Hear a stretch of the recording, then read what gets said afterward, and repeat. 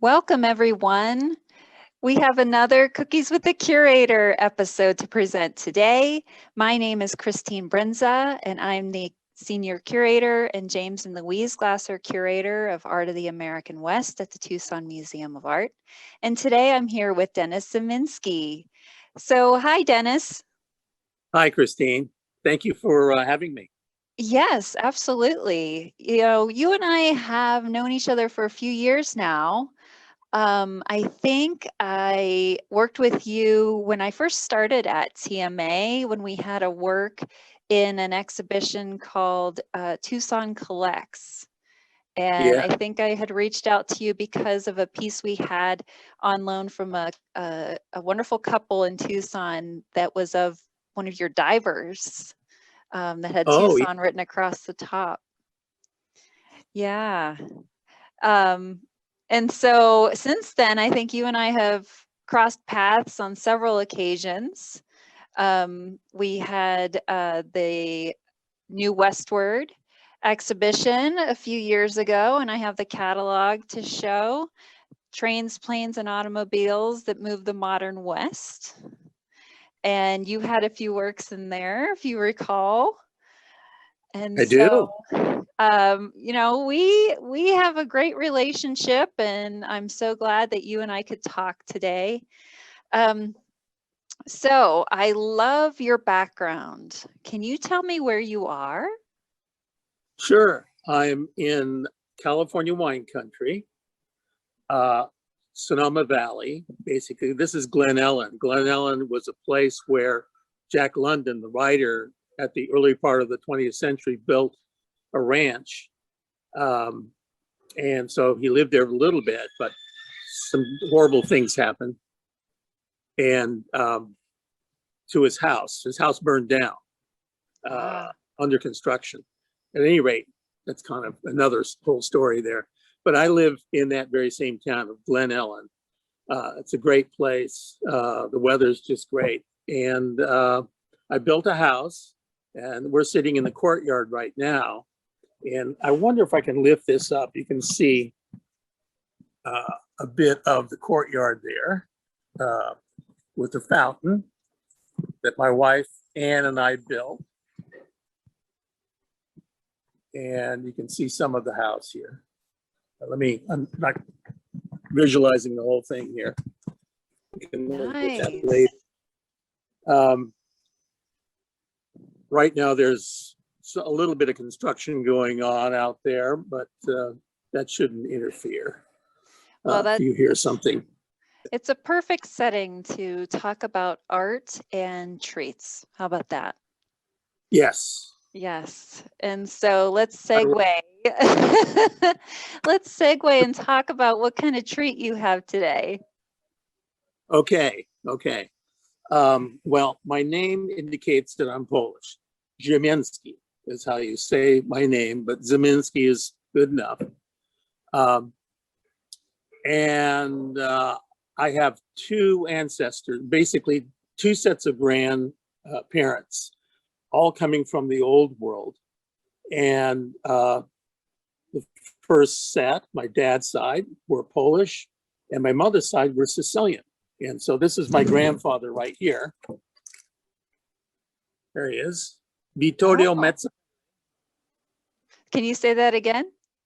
Sure, it's Vittorio or Vito Mezzapelle. Ah, quite a name. Yes.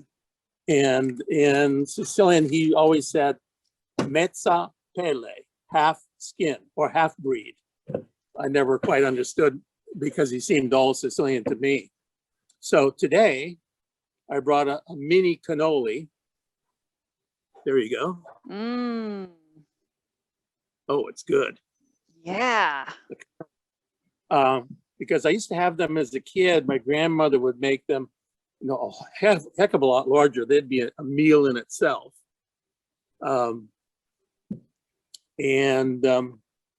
So yeah, I frequently tell myself or tell other folks that I'm half Polish and half Sicilian from the waist down. So what you're seeing now is the Polish side. Oh, okay. And and the two combined makes for a confusing person. And if you find that in me, that's how it works. It's what makes you, you. Yeah. Yes. Oh, I So love I that. wish I had a bunch of these, one for everybody that's watching, and one for you without my finger on it, because it slides off the plate. I can't show you that way, but I'm going to have that a little bit later. If I eat it now, then I'll Right. make a mess. It's well, inside a cannoli. If people aren't familiar with cannoli, it's a chocolate. Somehow there's chocolate involved. That's on both ends. You see, it's dipped in chocolate. There's a crusty kind of pastry shell that's put around a tube and fried, deep fat fried, so it's kind of crunchy and everything. And then inside they put a sweet ricotta cheese or ricotta, cream. And my grandmother would put a cherry, maraschino cherry in one end and a piece of chocolate in the other. So that made it even more sweet. But this will do. Oh, I love it. Yeah. Yeah, I might have to go to an Italian restaurant on my way home from work that sells cannolis. You've inspired me. Good. Yeah. Yeah, I have here with me a couple of chocolate chip cookies, very American. Oh, yeah. Yeah, I just felt like I needed some good chocolate, so. Yeah, Yeah. I'll trade you. Here we go. Yeah, I mean, virtual sharing, right? Yeah. Well, yes, as soon as we're done, I want you to enjoy that cannoli. Yeah. I will. Got to get back in the studio. No pain. I wash my hands and everything. Try to get ready for our little talk here. I've been working on a couple of shows, and so they're kind of based on things that people may have seen of mine, if you're interested in my work. Yeah. And of the thing that's at, the painting that you have in your collection. Right. And about travel. I love travel. I like depicting it because it just brings up fond memories, generally. It can also bring up kind of like not fond memories too, but generally I try to be more positive. And I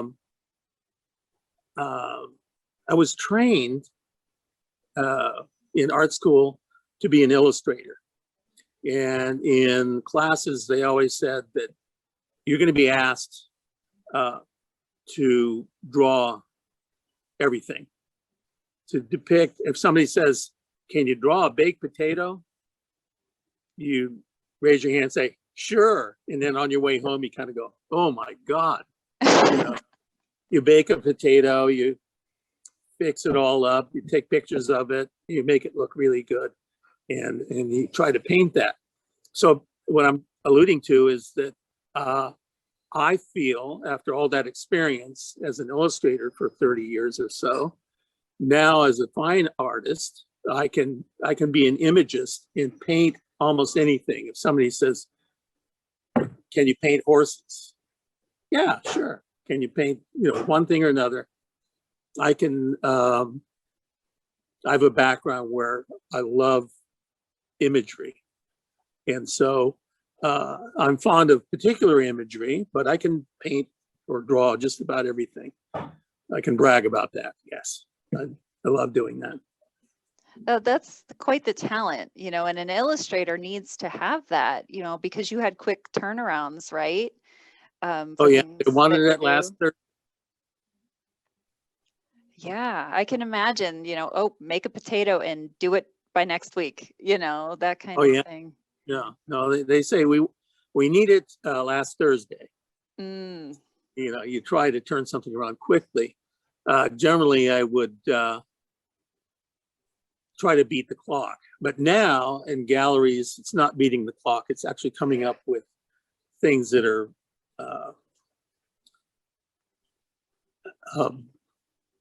that say something, that are sweet, rather than stuff that doesn't compel me at all, or resonate, I guess is the word. So I can pick on things now that really move me, really resonate with me. And travel posters, travel decals, stickers, and all that sort of stuff. I have a big library of old books dating back to the early part of the 20th century, and some in the 19th century, about advertising. And I feel it's an art form. A lot of people say, well, illustration, that's the ugly sister of art, the stepsister, if you will. Right.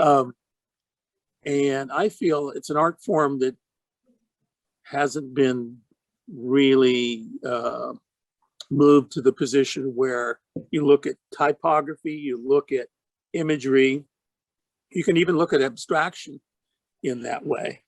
How when painting an image of something, there's a lot of abstraction that goes on to give you the feel for, say, like a baked potato. What's the butter doing? What's the potato doing? What all that other stuff. That can actually be done in a mode of abstraction to give you a feel for that. So there's all these things that are involved in making that kind of art. And so that's what I've been doing recently. Okay. So what happened, or how did you transition into this commercial part of your career into being an artist, creating your own work and selling at galleries? Well, there was one thing that was perhaps more defining than just merely going, oh, I think I'll be a fine artist. That was part of it too, because people started asking for my advertising or publishing published art that was commercial art. They'd say, do you have that, the original of that poster that you did for the Kentucky Derby or whatever, and I say, yeah. I would say, yeah, sure, I have that. Well, would you sell it to me? And I got more and more requests for book covers that I had done, advertisements, editorial art. And I thought, wow, this could be I could sell this maybe in galleries, or if I had a gallery, I could do this. And then what was critical and kind of tipped me over the edge was digital art. Illustrators turned to digital art, and I got left behind, not because of anything but me not wanting to do it. I love pushing the paint around. Mm-hmm. And now I do a lot of digital stuff too. My daughter's taught me quite a lot of stuff about Photoshop and Illustrator and whatnot. But prior to that, in deciding to become a fine artist, was there were fewer and fewer assignments for traditional illustrators using traditional materials. So for me, it was like, well, let's call out, let's put some advertising. Since I knew about advertising, mm-hmm. I decided to get together a bunch of money and advertise in fine art magazines, and that worked. It worked really well. Mark Sublett of Medicine Man Gallery there in Tucson saw the ad, or a couple of I did a series of them for several months. It's kind of like bombarding the shore, before you make the attack. So I didn't contact anybody until I got through with the ads. And then he saw it and said, I'd like to see some more of your stuff. So I went down there and showed him, and he said, would you like to join the gallery? I went, yes, okay. So he was my first. And since then I have had several others. So I transitioned. It was good. Yeah. It never looked back, right? No, however, I've done a lot of illustration in the meantime. You know, I've done, well, in 2006, I did the Kentucky Derby. And so that was well after I started establishing myself as a fine. At the turn of the century, in 2000, that's when I figures the date that I transitioned into fine art. But it's still my background. And if I'm requested to do a event poster or something like that, much like the painting that says Tucson on it and there's a diving girl in it. Yes. And that kind of thing, I was just testing the waters. I wonder if people would react to that. And I'm glad they have. So. Yes, absolutely. So speaking of, particular works of yours, how about if we dive in and look at your work that's in the TMA collection? So we have Over the Underpass, which was given by you to the Tucson Museum of Art after the closing of the New Westward. And we are so thankful that you did because you accepted. Yes. And I know this is not a scene of Tucson, but this does come, have some similarity to an underpass that is near the downtown area. And so I think many people who live in Tucson may think of that particular area when they look at this. And so I kind of like how there's this intersection that's going on that people might resonate with, even though it's not of Tucson. No, I saw that and I thought, wow, that looks a lot like a couple of places in the San Joaquin Valley.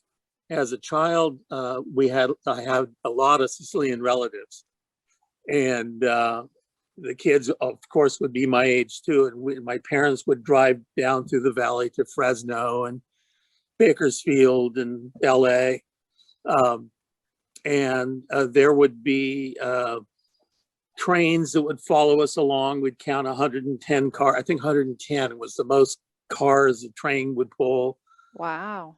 And the highway 99, would braid the railroad.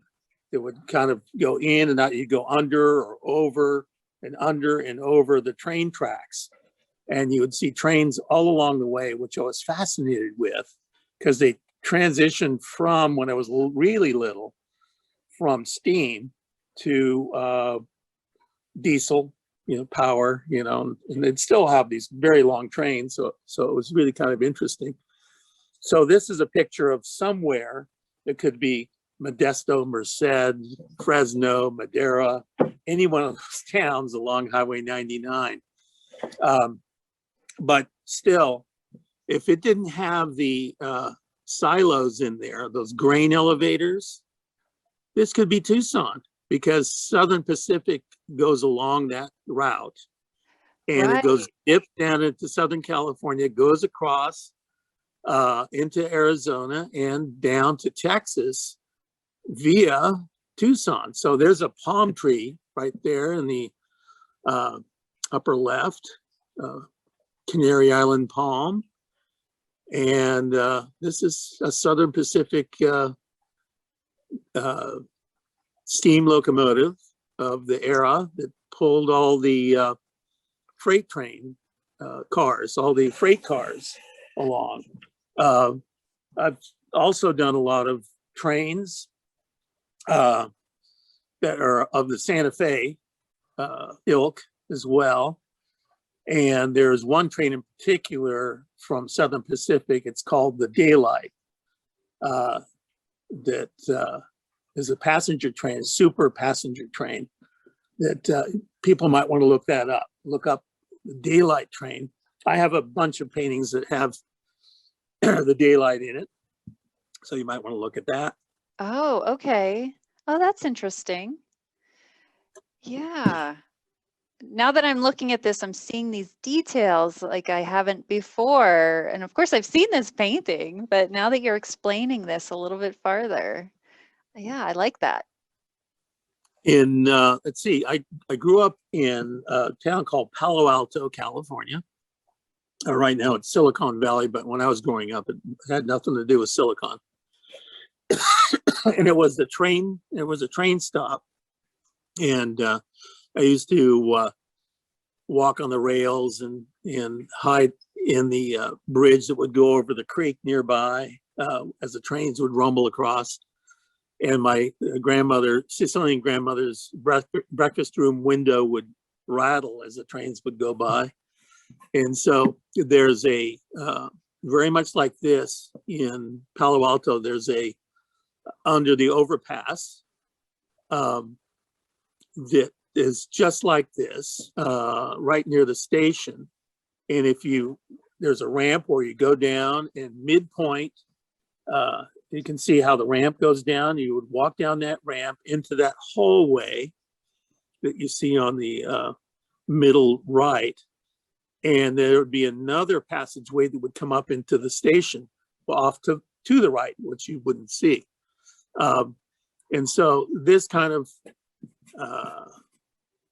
made me feel nostalgic, even though I had seen these in traveling through the valley, these kind of braided over the underpass conditions. It was essential, I guess, in me painting this picture. And so it's an important picture, an important painting for me to kind of exercise or get this out of my system of actually depicting something that really kind of is nostalgic or is special in my past. So I'm glad you guys have it. That way everybody can see it. Yes. Oh no, we appreciate it so much. And I appreciate seeing the line work that you included to show the depth and distance, going downward. I don't know if that's exactly an easy thing for an artist to portray, to show not just distance, but like a downward and across. I mean, you have so many lines happening here. Yeah, it just seems like, the concentration that you had to have to make sure that everything looked balanced, and the colors and the shading as well. Yeah. Well, thank you. I think it has to do excuse me, let me get a glass of water here. Oh, no problem. Here we go. It has to do with light. If you look at the wall of the shadow, where you see those little dots of light going through the rather Gothic looking holes in the railing above. Right? Yes, thank you. Okay. When the ramp goes down, the Gothic sunlight patterns on the ramp extend out further and further, so you get an impression that the ramp does go down. If they're all equal, that would make it seem like the ramp doesn't. So it's a perspective that I like working with, and that was another thing I was taught in art school, is to, perspective. You have to do that. Yeah. It's one of those basics. Yes, I can understand that. Okay, well, I really appreciated you walking us through this piece. And, next time you are in Tucson, hopefully you and I can talk about it farther. And oh, sure. Yeah, so let's stop share here. Okay. Yeah, let's talk about what your creative process is like. Okay. Well, let's see.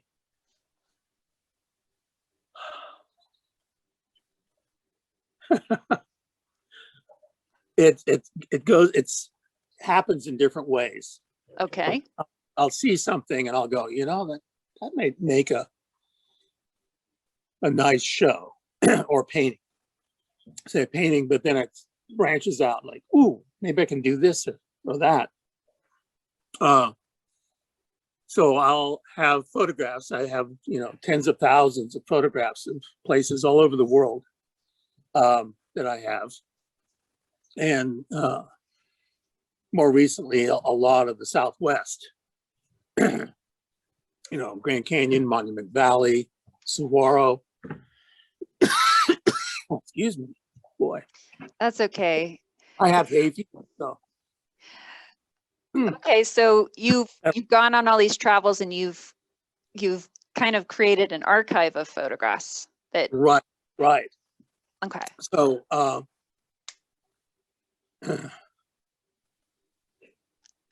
there are different topics of these photographs. Some of them might be old Route 66, let's say. Let's take up Route 66. You'll travel along there.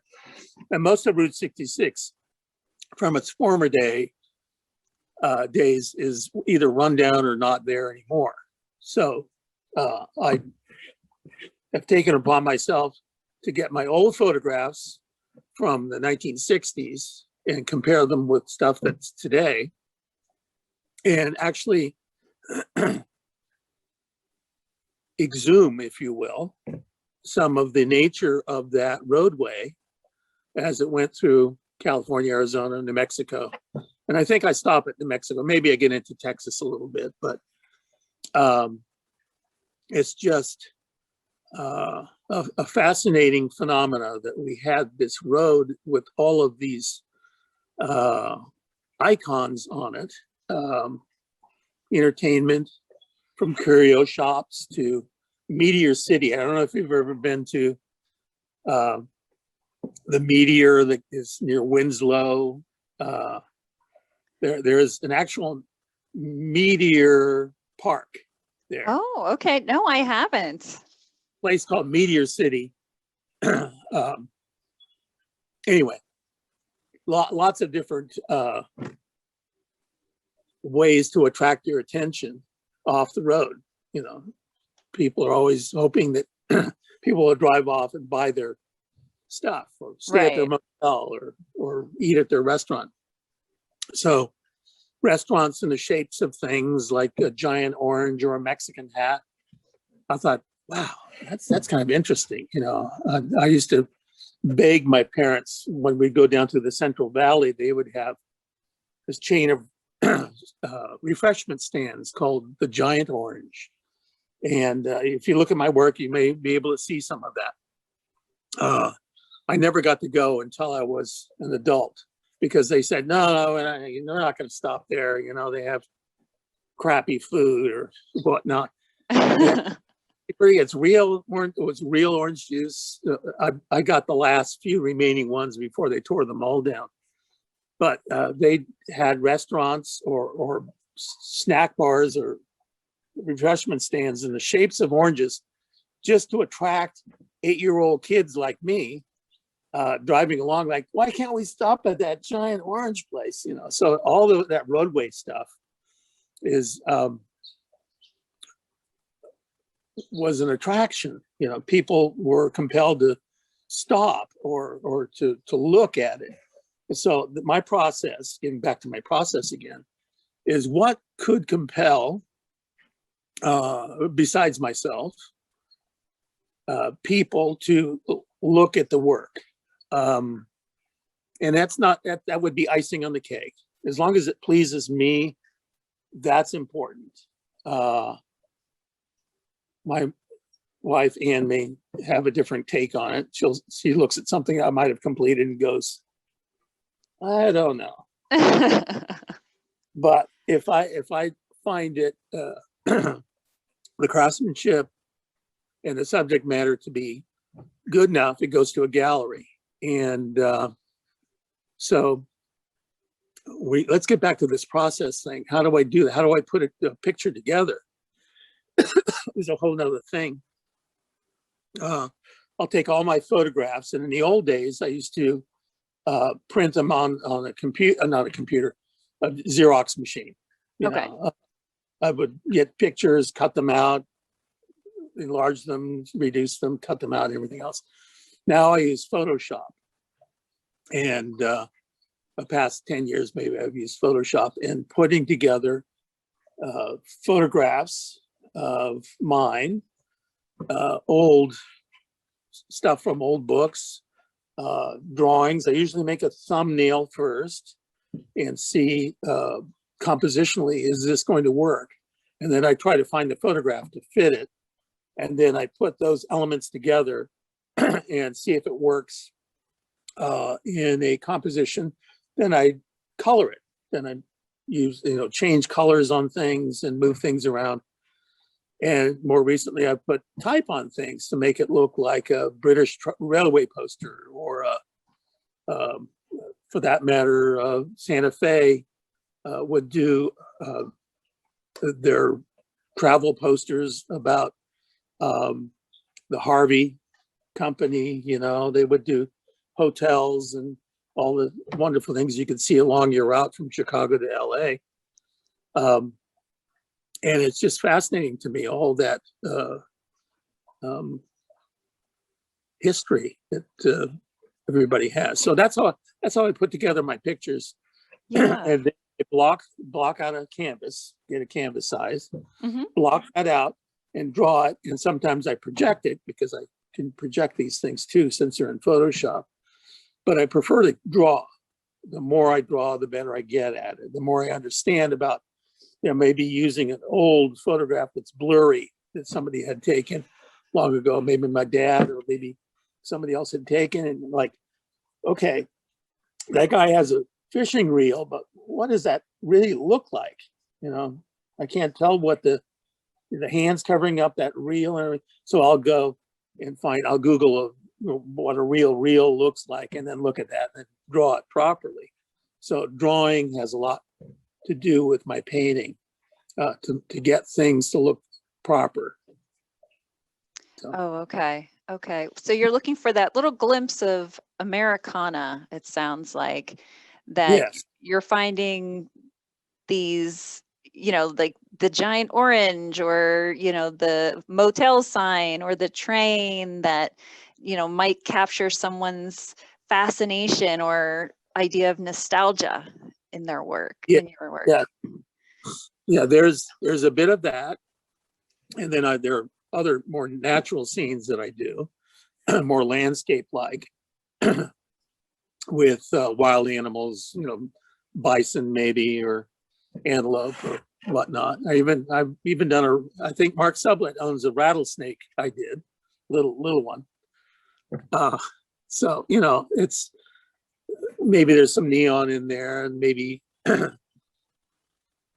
this imagery of buildings in the shapes of oranges or whatnot. But there's another thing about me, Christine, if I get stuck in one thing, say like just doing cowboys, and I've done a whole series of shows about cowboys and cowgirls and Native American stuff too.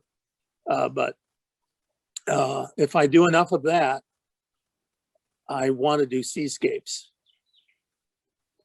And if I do too many seascapes, I'll want to do cityscapes. Right, shake it up. Cityscapes, I have to keep shaking it up. I have to keep moving on that. Anne and I have, and my wife has contacted the Condé Nast people in Britain, and they like seeing Western work. They like seeing stuff from America. But I want to get into, I've been to Europe several times, and I'd love to paint that too. So it's not just trains, planes, and automobiles, even though that is close to my heart, or road trips, or diving girls or whatnot. There's so many things to paint. I won't run out. So you'll see more. Okay. Well, maybe you'll make a baked potato painting next. Just for you. Maybe a cannoli. No, I've actually painted I have a cannoli painting. Oh. Yeah, I painted a cannoli one time. Ooh, that's good. Mm. Oh yeah. Worth it, right? It's been sitting out here in the sun, so it's not as crisp anymore. But there we go. Oh yeah, that's good. So how about if you tell me a little bit about some projects you're working on or things coming down the pike? All right. I have 4 shows this year. That cannoli that can stick right there, you know. Mm-hmm.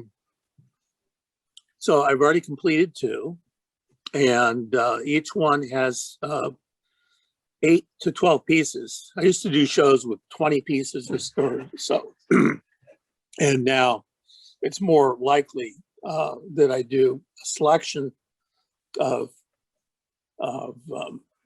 a dozen or less to make sure they're all just perfect.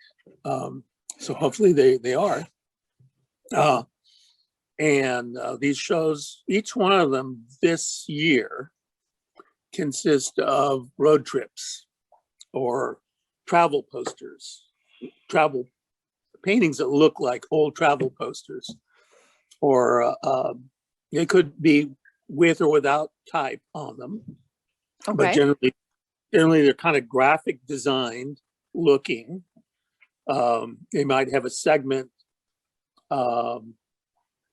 where the main figure, let's say, is on a certain level, and the subordinate things like a cloud may be sticking out beyond the background, and part of the figure may, right now I'm doing this woman that's fishing, fly fishing, and part of her toe sticks out beyond the picture, and her reel does too, out over this way. So there's a 3-dimensionality that I'm trying to bring to some of the paintings, even though they're only 2-dimensional. And I think I have it on that. So these are all kind of, again, along the lines of travel. And like I said, not all of them have type. Some of them are basically landscapes or landscapes with figures in them, all about the West. Nothing about California. Well, there's one. It's Half Dome in Yosemite that I'm painting. And it's turning, that's what I'm painting right now. And I'm doing light on Half Dome that kind of has this ice cream effect to it, you know, the pinks and yellows and vanillas and chocolates and everything. It's kind of cool. I love it. So I might want to paint desserts sometime. That's right. Yeah, that's the ticket. Yep, you got it. So fun. Does that answer your question? Kind of? Yes. Yeah, so I've done 2 already, and then in June, should I name where these are, or would that be? If you'd like. Okay, because it's kind of advertising, and I'm not sure whether you want that. So Altamira, Arizona, and that's in Scottsdale. That was in February. And then Mark Sublett had a show for me in March, mid-March. And so you can tell I'm, have to move these pictures. I work late into the night or try to get up early. It's kind of hard to do. So Mark had one in March. Both of them were wonderfully successful. And now I'm having another one at Altamira in Jackson Hole, Wyoming, at the end of June, and then at the end of July, Blue Rain Gallery in Santa Fe. So take a look at each one. They're all different, but all thematically about that level, of traveling and the enjoyment of getting back on the road, after COVID here. A little bit of COVID, that's all. No. I've had both my shots, which is good. Everybody go out and get yours, please. So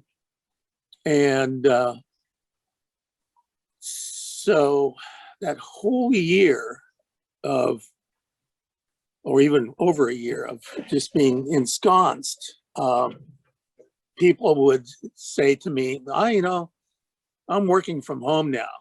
And I would tell them I've been working from home for nearly or over 40 years. So it's the same, I'm kind of secluded out here. We have 11 acres and it's up a canyon. And so, I get my stuff shipped in, I'm just here with Ann.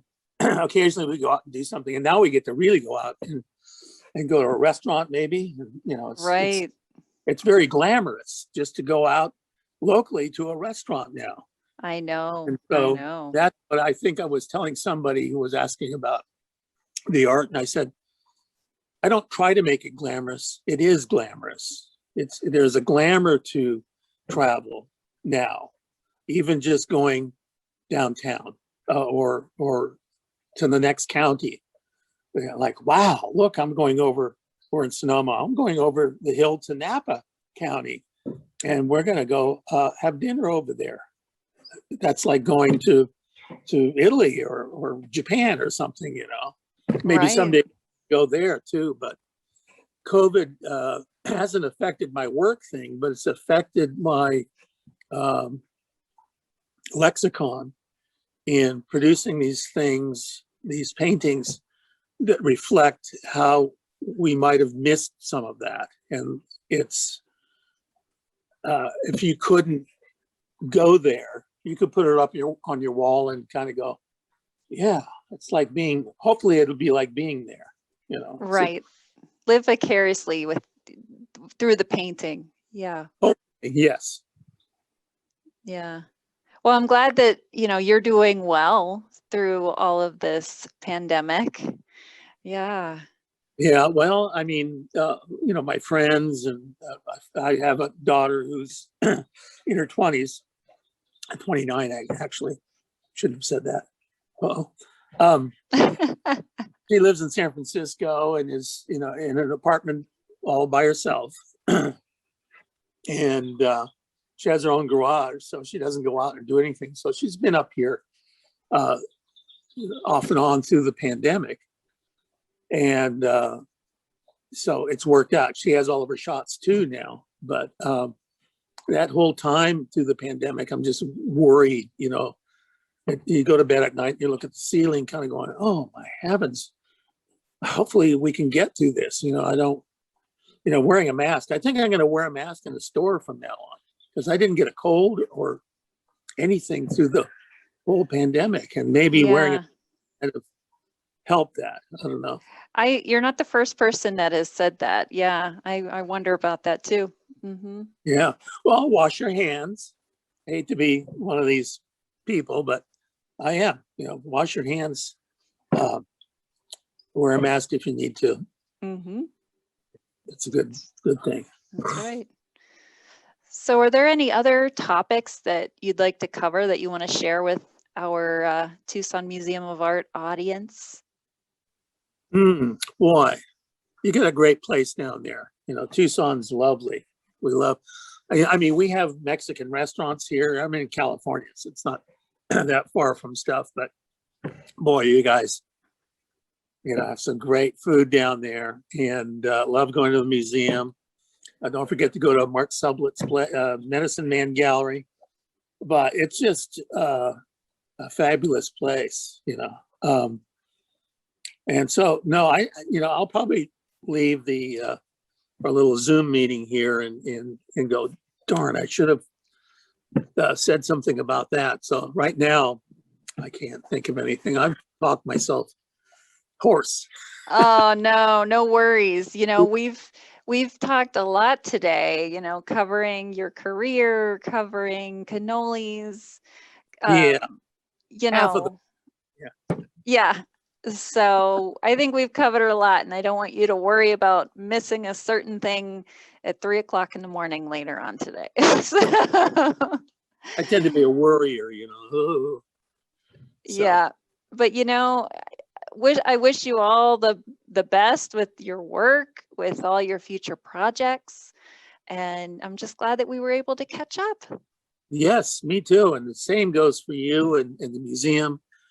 Long live Tucson Museum of Art. It's just a beautiful place. Can't wait to get back. Yeah. Pretty soon, I think. Pretty soon. Yep. Hope so. Hope so. So I'm going to sign us off. This is Christine Brindza, the James and Louise Glasser Curator of Tucson Museum of Art with Dennis Ziemienski. And this was another Cookies with the Curator. Thank you. Thank you. Bye, everyone.